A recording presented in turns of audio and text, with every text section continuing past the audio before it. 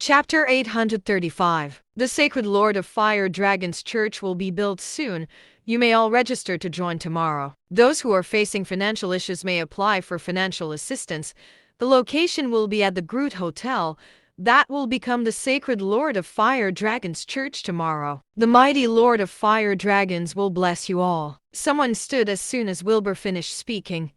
He said out loud, "Sir, I would like to join the church." Wilbur looked over and smiled. That person was Kula, the man who chose kindness. Wilbur waved as Kula walked toward him excitedly. Wilbur patted his head and said, "Come to the church tomorrow.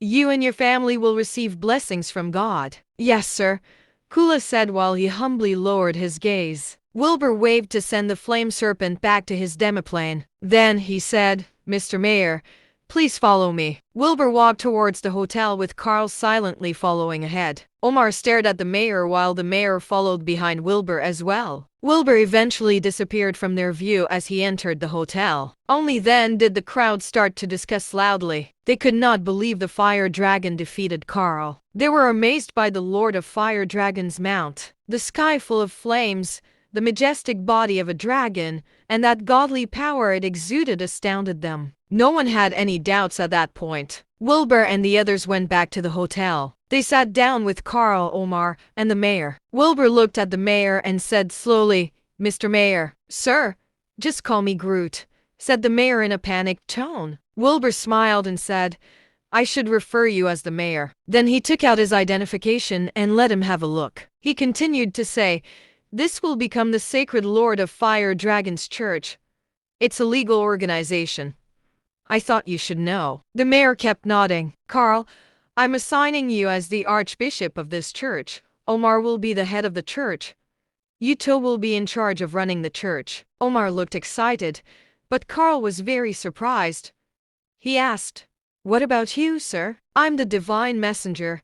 I shall go elsewhere to preach and continue to spread the word and glory of the Lord of Fire Dragons," replied Wilbur. Carl frowned and said, "This place will be in chaos very soon." "I know.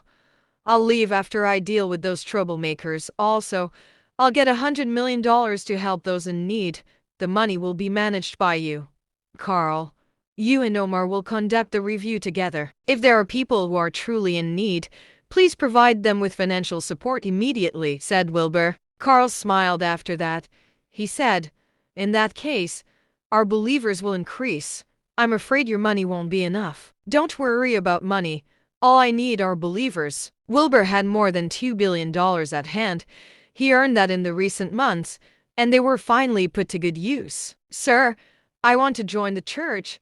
I'll be the most faithful believer," said the mayor hurriedly. Wilbur chuckled and said, "All right, God will look after you if you're faithful enough." Carl frowned slightly because he assumed that Groot was faithless. However, Wilbur did not mind.